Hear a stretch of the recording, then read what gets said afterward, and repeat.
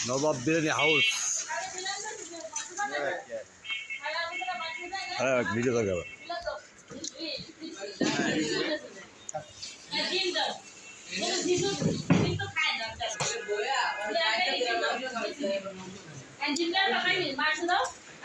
কিনতে চলে বল এরা তো রয়েছে কি হ্যাঁ বল দুসব রয়ে গেছে খাবার কেমনে খায়